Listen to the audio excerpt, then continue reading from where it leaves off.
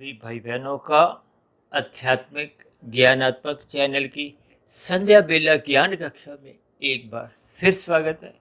आज की चर्चा का विषय है कर्म की यात्रा और दूसरी पंक्ति में हमने लिखा है फल तक।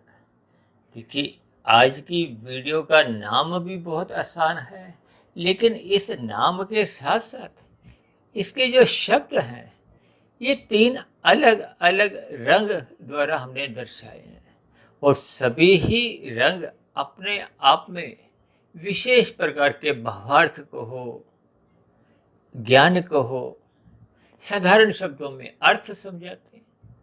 क्योंकि हमारी तो देखिए प्रतिदिन की चर्चाओं में चाहे संध्या बेला ज्ञान कक्षा हो, और अब तो हमने देखिए प्रश्नोत्तर ज्ञान कक्षा में कुछ आपके प्रश्नों को कुछ एक कठिन शब्दों के ऊपर कुछ छोटी छोटी वीडियो 2-2.5 मिनट की 3 मिनट की बनानी आरंभ की है, जो कि संभवतः हम दिन में ही प्रसारित कर देते हैं।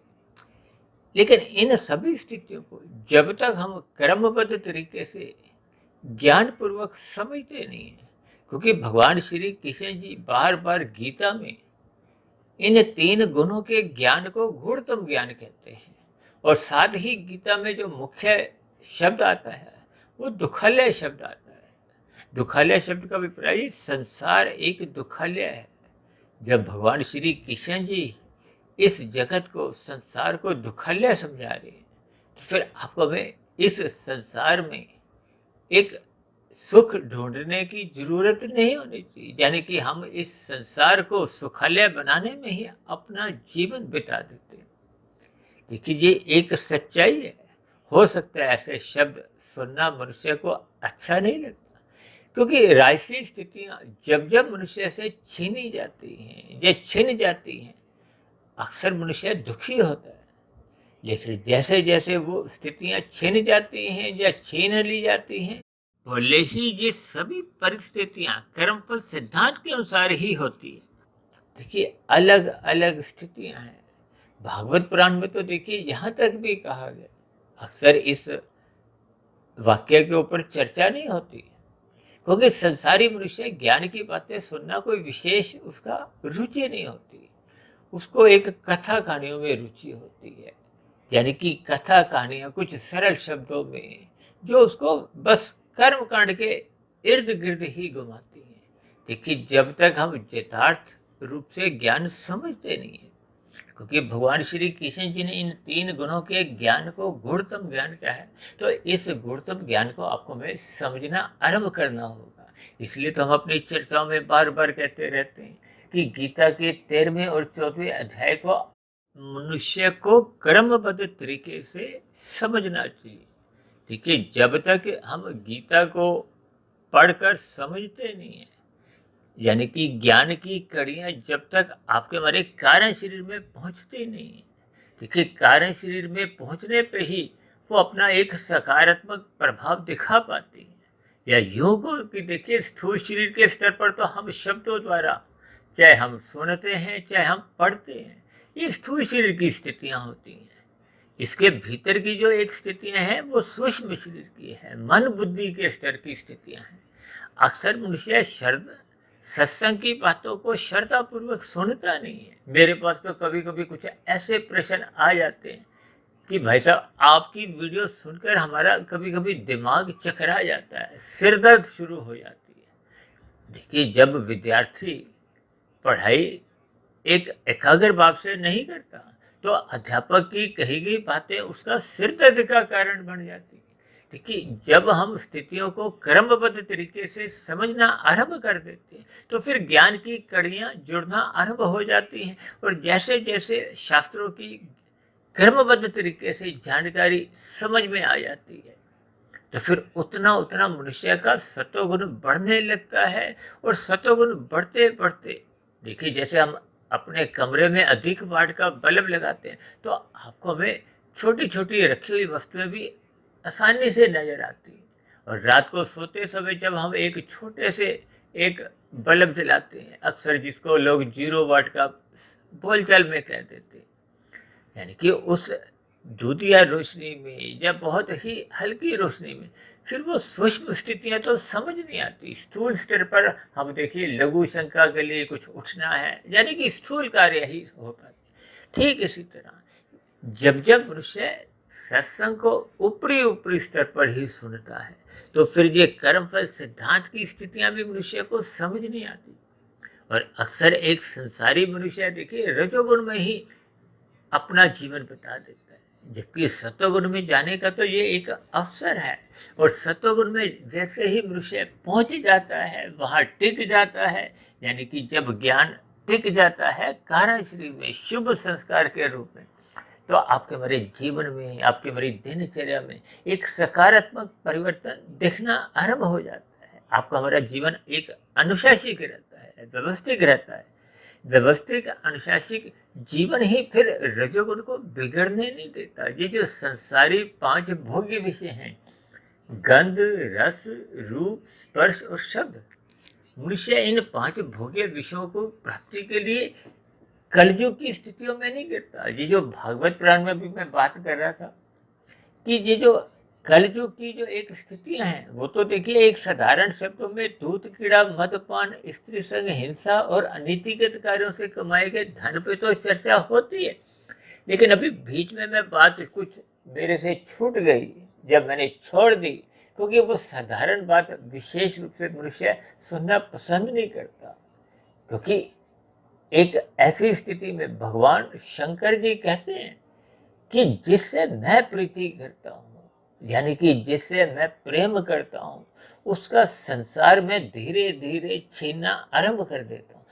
अब संसार का भी प्राय देखिए रजोगुणी स्थितियों से है, ये 5 विषय भोगों की स्थितियों से है, या और भी संसारी जो अलग अलग स्थितियां। अक्सर देखिए मैं इन 5 राशि सुखों को सुख, सुविधा, स्वाद, सम्मान, सत्ता जैसे एक साधारण शब्दों से जोड़कर बात की तह तक आपको अवगत कराता हूँ, ताकि बात आपको में समझ में आ जाए। ये जो आज हमने लिखा है ना, कर्म की यात्रा फल तक। अक्सर मनुष्य जो कर्म कांड करते हैं, ये फल पाने की इच्छा से करते हैं। फल पाने की इच्छा देखिए, कोई शास्त्रों में भी इसकी कोई निंदा नहीं है, क्योंकि फल पाने की इच्छा तो देखिए सभी पुरुषों में ही बनी रहती है। लेकिन फल पाने की इच्छा जब वो निष्काम भाव से परमात्मा को पाने की बन जाती है, यानी कि जब परमात्मा को पाने का एक लक्ष्य बन जाता है तो वो भी देखिए एक फल ही, लेकिन वो एक आनंद स्वरूप एक स्थिति है।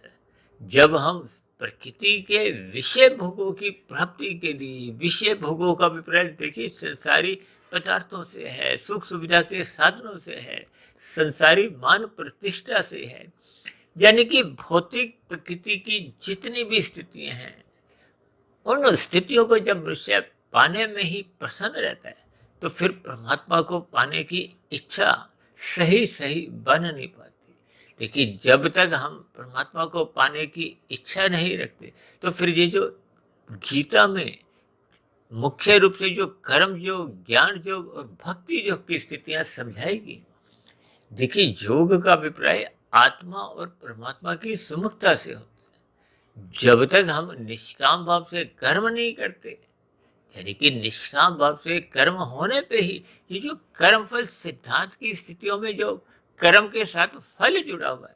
हालांकि आज हमारा देखिए कोई योग के ऊपर स्थिति नहीं, लेकिन बात क्योंकि आरंभ हुई है, क्योंकि कर्म की यात्रा क्या है, फल तक। फल का अभिप्राय यहाँ संसारी जो 5 सुख हैं वहीं तक ही है। तक शब्द को हमने देखिए सफेद रंग से इसीलिए दर्शाया है, क्योंकि ये एक सात्विक स्थिति, ज्ञान का प्रतीक है।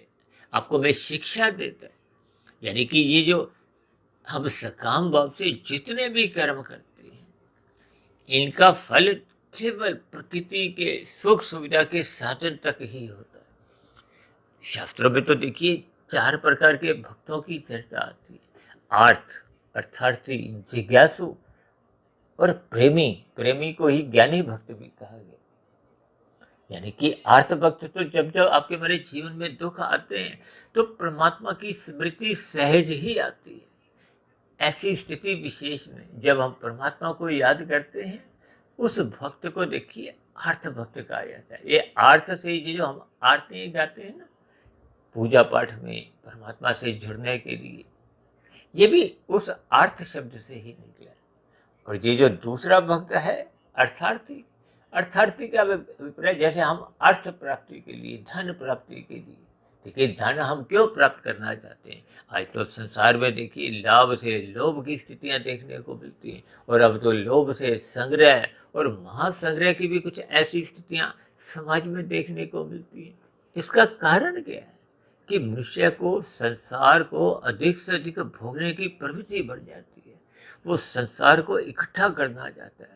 अब भोगने की स्थितियां तो देखिए आपके हमारे स्थूल शरीर की एक सीमा में है, एक सीमित है, क्योंकि आपका हमारा स्थूल शरीर ही देखिए युवावस्था में ही एक सही सही एक स्वस्थ स्थिति में रहता है। उसके बाद जैसे ही प्रौढ़ अवस्था आरंभ हो जाती है, और प्रौढ़ अवस्था आरंभ होते होते जब ये समाप्त होती है तो फिर वृद्धावस्था की स्थितियां बनने लगती हैं।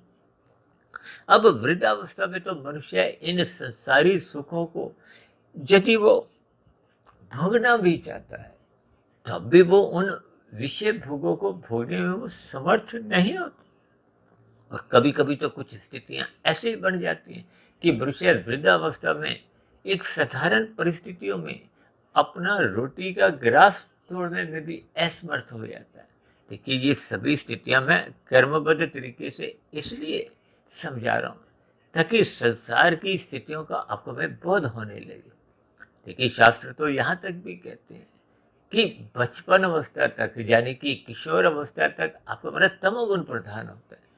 यानी कि एक साधारण स्तर पर किशोर अवस्था तक आपको में शास्त्रों के ज्ञान के प्रति कोई रुचि नहीं होती। हम अज्ञानता में रहते। किसके प्रति? आध्यात्मिक ज्ञान के प्रति। देखिए ज्ञान को विशेष रूप से आध्यात्मिकता से ही जोड़ा जाता है। ये जो हम साधारण शब्दों में शिक्षा को भी ज्ञान से जोड़ते हैं, भौतिक ज्ञान कहते हैं ना, जो हम अक्सर स्कूलों में पढ़ के, कॉलेजों में पढ़ के अपने जीवन के 20-25 वर्ष लगाते हैं, इसकी भी देखिए कहीं कोई निंदा नहीं है। ये एक शिक्षा का स्तर है। जब तक आपको में भौतिक शिक्षा का भी ज्ञान नहीं होता तो फिर आध्यात्मिक ज्ञान की स्थितियों को भी समझने में थोड़ी आपको में कठिनाई आ सकती है। इसलिए हम सभी भाई बहन अक्सर बार बार कहते हैं कि अपने बच्चों को भौतिक शिक्षा के साथ साथ ये आध्यात्मिक ज्ञान की जो एक स्थितियां हैं, यानी कि परमात्मा के प्रति, धर्म के प्रति, ये सभी सात्विक स्थितियां से मनुष्य को अवगत कराना चाहिए ताकि मनुष्य को अपने जीवन में अपने कर्तव्य कर्मों को ईमानदारी से निभाने में एक कुशलता आ जाए। अन्यथा मनुष्य देखिए अपने अधिकारों के लिए ही लड़ता रहता है। अधिकारों के लिए लड़ने में देखिए कोई बुराई नहीं है, लेकिन अक्सर जब मनुष्य की केवल अपने अधिकार के ऊपर ही दृष्टि टिक जाती है तो फिर उसकी दृष्टि देखिए संसारी विषय भोगों पे ही अटकी रहती है। और जब तक हम संसार में अपना एक लक्ष्य बना लेते हैं तो फिर ये जो कर्म की यात्रा है ये फल तक ही रहती है, इससे आगे हम बढ़ नहीं पाते। यानी कि ये जो तक शब्द को हमने सात्विक स्थिति से दर्शाया और कर्म शब्द को हमने देखिए काले रंग से दर्शाया, यानी कि ये तमोगुण की स्थिति है। यानी कि ये जो आप और हम ये जो सकाम भाव से जितने भी कर्म करते हैं, हालांकि देखिए मैंने कहा ना कर्म की यात्रा, अब यात्रा को हमने देखिए रंगीन रंग से दर्शाया क्योंकि रजोगुण को देखिए क्रिया से जोड़ा जाता है, रजोगुण को संसार से भी जोड़ा जाता है, इसलिए हमने फल शब्द को भी रंगीन रंग से दर्शाया। ये स्त्री पुरुष का जो एक आपसी आकर्षण है, शास्त्रों में इसको भी एक रजोगुण की स्थिति दर्शाई गई है। और शास्त्र देखिए रजोगुण में रहते हुए आपके हमारी कहीं भी कोई एक निंदा नहीं करते। निंदा देखिए तमोगुण की गई है, और वो भी उस तमोगुण की जब हम अनीतिगत कार्यों से या अपने ज्ञान को जब हम अचेत करते हैं। देखिए जब हम पदार्थों को अमर्यादित ढंग से भोगने लगते हैं, आज मनुष्य देखिए मांसाहार भोजन का सेवन करने लगते। अब मांसाहार भोजन का सेवन तो देखिए एक निषेध कर्म है। अब निषेध कर्मों की तो देखिए कहीं भी कोई प्रशंसा नहीं है, वह तो बार बार निंदा की गई। प्रशंसा किसकी कीगी? जब हम परोपकार के कार्य करते हैं। सात्विक स्थिति की प्रशंसा कीगी। और रजोगुण के प्रति बार बार कहा गया था कि आप इसके प्रति उदासीन रहो। हालांकि उदासीन का देखिए गहरे अर्थ में यही है कि आप उससे थोड़ा दूर रहो। लेकिन आज एक साधारण मनुष्य अपना रजोगुण बढ़ाने के लिए ही अपने जीवन के देखिए जो भौतिक शिक्षा जो 20, 25, 30 वर्ष पढ़ते रहते हैं, किस लिए? अधिक से अधिक धन कमाए। देखिए अधिक से अधिक धन कमाने में कहीं भी कोई शास्त्र आपको में रोकते नहीं है, लेकिन शास्त्र आपको में धर्म प्रथम स्थान पे रखने के लिए कहते हैं। ये जो धर्म, अर्थ, काम, मोक्ष है, देखिए ये 4 पुरुषार्थ शास्त्र में कही। और मैं तो अपनी चर्चा में देखिए इस बात पे थोड़ी सरल दृष्टिकोण से 3 पुरुषार्थ कहता हूँ। और जो मोक्ष की स्थिति है वो आपका मेरा एक लक्ष्य होना चाहिए। यानी कि आपका मेरा जीवन में ये धर्म प्रथम स्थान पे तो बना ही रहना चाहिए। अन्यथा आपका मेरा ये जो अर्थ और काम है, ये धर्म की 4 दीवारी, धर्म की मर्यादाएं तोड़ देते हैं। जब जब आपके हमारे जीवन रूपी गाड़ी में सतोगुण रूपी ब्रेक नहीं होती, यानी ज्ञान में स्थितियां नहीं होती, हम सत्संग को एक श्रद्धा पूर्वक नहीं करते, गुरु की आज्ञा में रहते नहीं, शास्त्रों का अध्ययन नहीं करते, ब्रह्म मुहूर्त में उठते नहीं, तो फिर आपका बड़ा सतोगुण कमजोर होने लगता है। क्योंकि हम जितने भी देखिए संसारी सुखों को प्राप्त कर लें, ये आपके हमारे जीवन में कोई उन्नति के दरवाजे नहीं खोलते। यहाँ उन्नति का अभिप्राय आध्यात्मिक उन्नति से, जबकि मनुष्य योनि को देखिए कर्म योनि के साथ साथ विशेष रूप से साधना योनि से जोड़ा गया। और साधना तो तभी आरंभ होती है जब हम अपने कर्मों को कर्मफल सिद्धांत से ऊंचा उठाते हुए कर्म योग की स्थिति में स्थित हो जाते हैं। यानी कि कर्म फल में फल शब्द हटा देते हैं, एक योग शब्द, योग का अभिप्राय परमात्मा को पाने से है, आत्मा की एक परमात्मा के प्रति सुमुखता बनाने से है, ब्रह्म मुहूर्त में उठने की स्थिति से है। ये सभी स्थितियां जब सकारात्मक रूप से आपका मतलब सतोगुण बढ़ाने लगती है, यानी कि सात्विक स्थिति जब अंतःकरण में मजबूत होने लगती है, कार्यशरीर में शुभ संस्कार बनने लगते हैं, तो फिर आपके हमारे जीवन में परमात्मा को पाने का एक लक्ष्य बढ़ जाता है। उस लक्ष्य को ही आप मोक्ष से जोड़ो। यानी कि हम जितना जितना कार्यशरीर शुद्ध कर देते हैं, यहाँ शुद्ध करने का अभिप्राय देखिए उस आध्यात्मिक उन्नति की स्थितियों से है। क्योंकि जैसे जैसे शुभ संस्कार बनते जाते हैं, वो शुभ संस्कार पहले के बने हुए शुभ संस्कारों में मजबूती लाते हैं, और जो पहले के नकारात्मक स्थितियां, बुरे संस्कार, राजसी और तामसी बने होते हैं, उनको कमजोर करते करते समाप्त करते हैं। क्योंकि कारण शरीर जितने जितने अनुपात में शुद्ध होता जाता है, तो फिर उतने उतने अनुपात में आत्मा अपने मूल स्वरूप में लौटने लगती है। फिर उतने उतने मूल स्वरूप में फिर आत्मा का तो देखिए पहले से ही परमात्मा से एक सजातीय रिश्ता है, संबंध है। ये तो माया के जो तमोगुण और रजोगुण की स्थितियों ने ये एक बाधा उत्पन्न कर देते हैं। देखिए तमोगुण को मल रूपी एक मल से जोड़ा जाता है। जैसे हम सुबह उठकर सदा पहले क्या काम चाहते हैं कि आपका हमारा मल का त्याग हो। मल को देखिए एक मैल से जोड़ा जाता है, एक निष्क्रिय पदार्थ से, जो कि हम अपने शरीर से निकालना पसंद करते हैं, लेकिन अपने अंतःकरण में, कारण शरीर में ये मल इकट्ठा करते करते अपने कारण शरीर की में अशुद्धियां ले आते हैं, जिसके फलस्वरूप आपका हमारा जो आत्मा का मूल ज्ञान है वो अवृत होने लगता है। अवृत होते होते आप परमात्मा से विमुख हो जाते हैं, और सम्मुख किसके होते हैं? संसार के। तब ऐसी स्थितियों में यदि मनुष्य का धर्म प्रथम स्थान पे भी हो, हम अपने अर्थ को भी एक मर्यादित रखें, अपनी कामनाओं को भी मर्यादित रखें, तो ये सभी स्थितियां भी आपका मेरा केवल रजोगुण ही बढ़ाती। देखिए धर्म प्रथम स्थान पे रखना तो अच्छी बात है, लेकिन ये कर्म की एक यात्रा केवल फल तक ही रहती है। इससे कोई आपकी हमारी आध्यात्मिक उन्नति के दरवाजे खुलते नहीं। इसलिए इस कर्म की यात्रा पर आपको में चलना है, लेकिन एक मर्यादा तक, ताकि आपका हमारा जीवन का गुजर बसर हो सके। और यही कर्म की यात्रा पर ही चलते चलते जब हम अपने मिले हुए जीवन में संसार के विषय भोगों में ही अधिक रुचि बढ़ाने लगते हैं, तो फिर कभी ना कभी ये जो पदार्थों की जो एक स्थितियां हैं, जो आज हमने काले रंग से इसलिए दर्शाया है कि ये संसारी जितने भी सुख हैं, ये आपको मैं कर्म से अचेत करते हैं। अचेत का अभिप्राय फिर हम प्रमाद में आने लगते हैं। प्रमाद में आते आते कब मनुष्य का फिर वो कर्म की स्थितियां पिछड़ जाती हैं, कि प्रमाद में मनुष्य भोगों का तो व्यसनी बनता जाता है। फिर उनके आवश्यक नए पुरुषार्थ या कर्म कर नहीं पाता, तो फिर वो फल तक पहुंच नहीं पाता। तब ऐसी स्थितियों में मनुष्य छोटे रास्तों का, अनीतिगत कार्यों का सहारा लेने लगता है, जिसके फलस्वरूप फिर पुनः ये जो कर्म की यात्रा है वो आपको हमें अधोगति की ओर ले जाती है। देखिए, कर्म अपने आप में ही देखिए फल तक ही पहुंचाता है। अब कोई मनुष्य सकाम भाव से राशि कर्म करता है, विहित कर्म करता है, विधि विधान द्वारा करता है, तब भी इनका अंतिम जो एक स्थिति है वो केवल प्रकृति के सुखों को उपलब्ध करवाना है। कहीं भी देखिए ये सकाम कर्म आपकी हमारी आध्यात्मिक उन्नति के दरवाजे नहीं खोलते। हालांकि शास्त्रों में बार बार कहा है कि बुराई को बिठाने के लिए, यानी कि तमोगुण को कमजोर करने के लिए ये राशि जो हम कर्म करते हैं, यानी कि विधि विधान द्वारा जो हम राशि कर्म करते हैं, ये अच्छी बात है।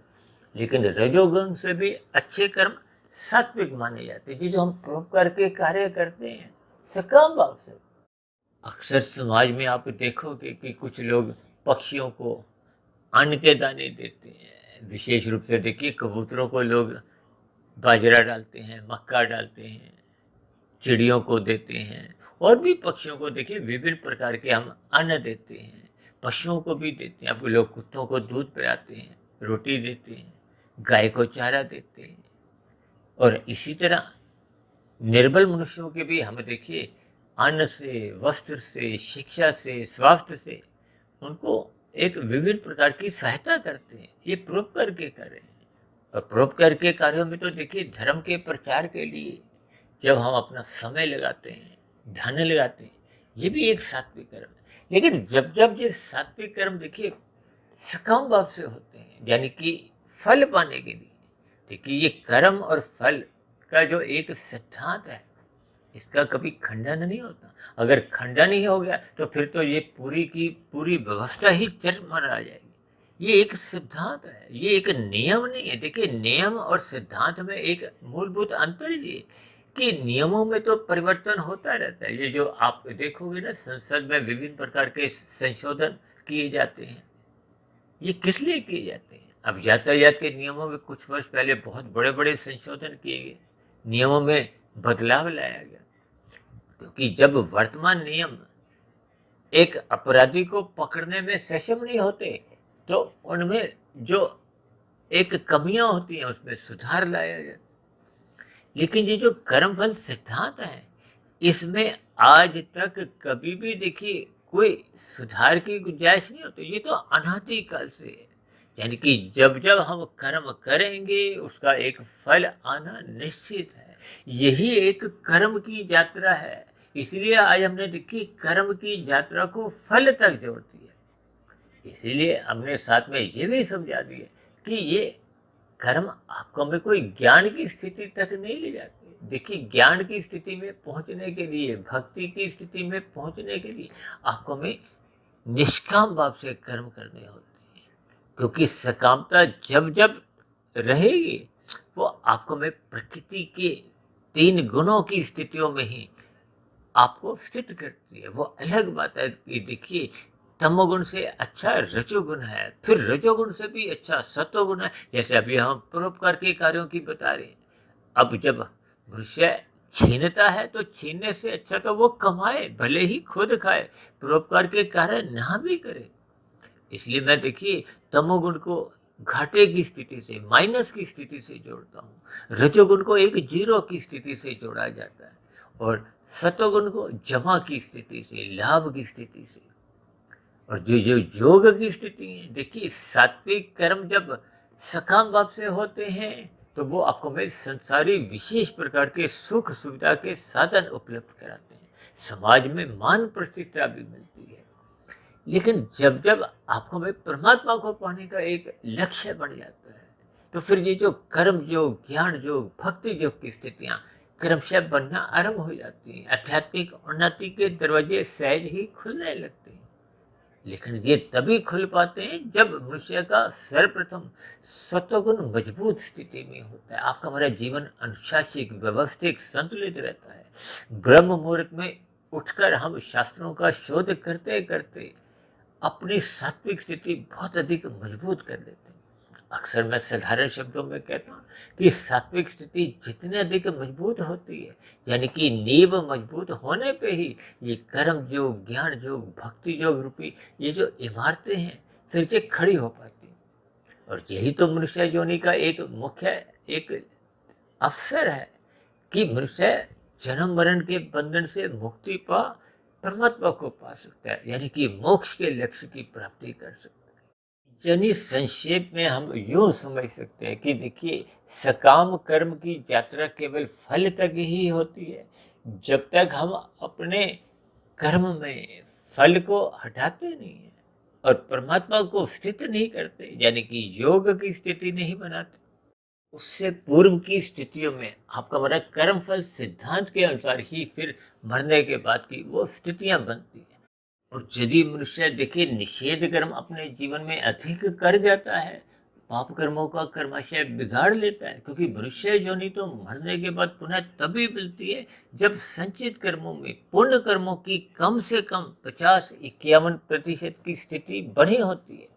यदि देखिए ये अधिक बनी हुई है तब तो एक अच्छी बात आपको भी पुनः मनुष्य जोनि मिल जाएगी, क्योंकि मनुष्य जोनि ही एकमात्र कर्म जोनि के साथ साथ साधना जोनि का विशेष रूप से एक अवसर मिलता है कि हम जन्म मरण के बंधन से मुक्ति पा सकते हैं। यानी कि आध्यात्मिक उन्नति हम मनुष्य जोनि में जितने जितने अंश में कर लेते हैं वो आपके हमारी सुरक्षित बनी रहती है। इसलिए हम सभी भाई बहनों को ये कर्मफल सिद्धांत की स्थितियों को समझना होगा। कर्म योग, ज्ञान योग, भक्ति योग की स्थितियों को भी समझना होगा। और साथ ही इस स्थिति पर भी आपको में मुख्य ध्यान रखना होगा कि मनुष्य को बुराई से अवश्य ही बचना चाहिए, निषेध कर्मों से अवश्य ही बचना होगा।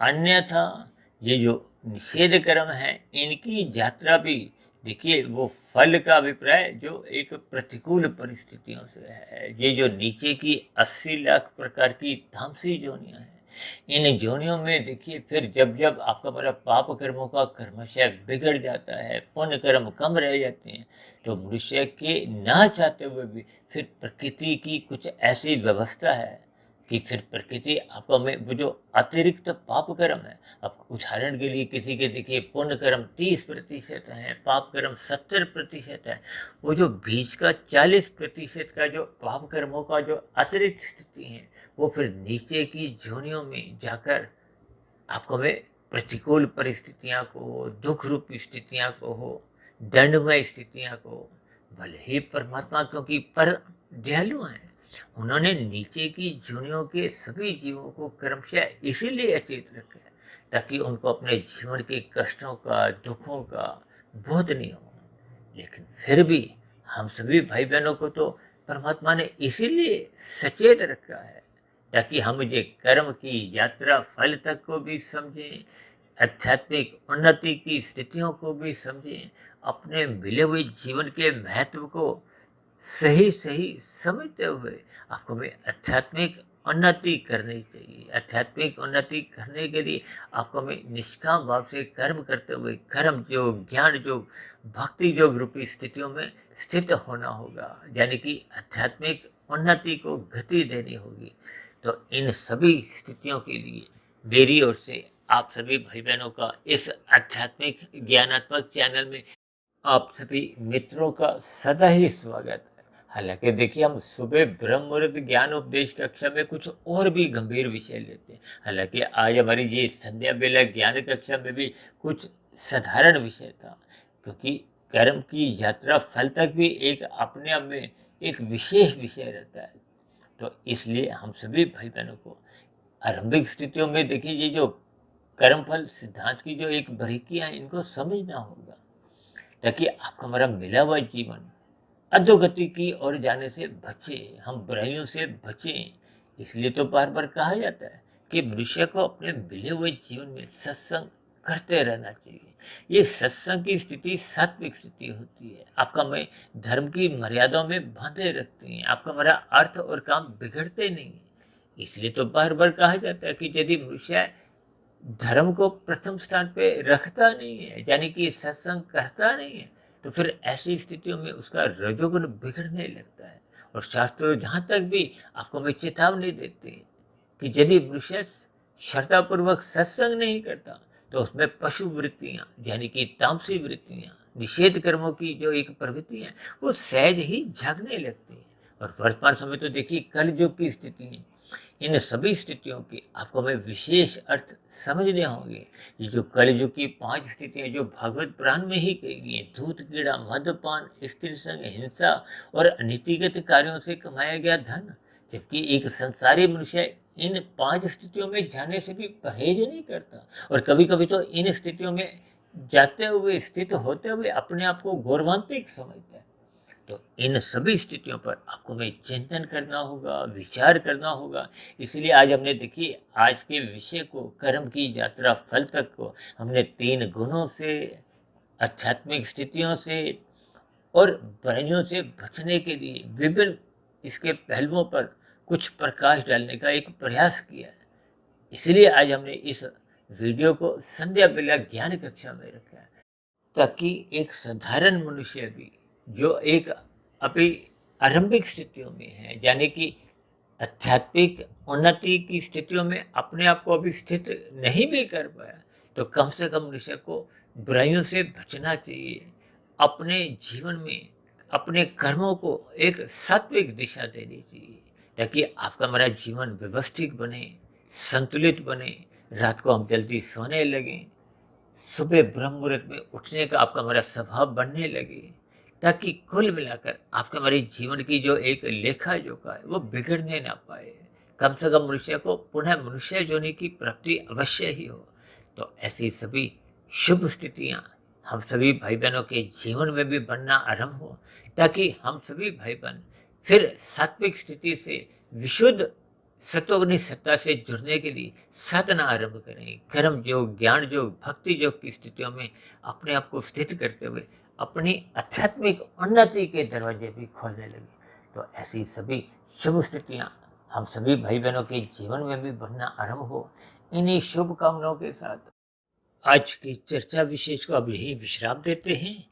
कल सुबह फिर मिलते हैं ब्रह्म मुहूर्त ज्ञान उपदेश कक्षा में।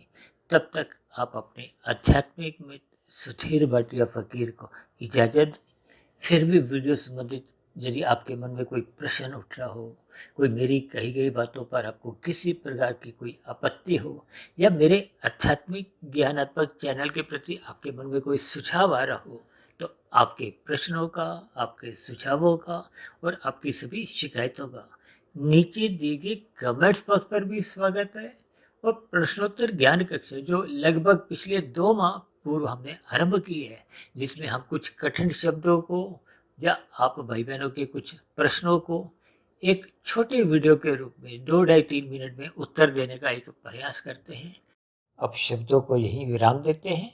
आप सभी भाई बहनों का चर्चा विशेष को ध्यानपूर्वक सुनने के लिए बहुत बहुत धन्यवाद।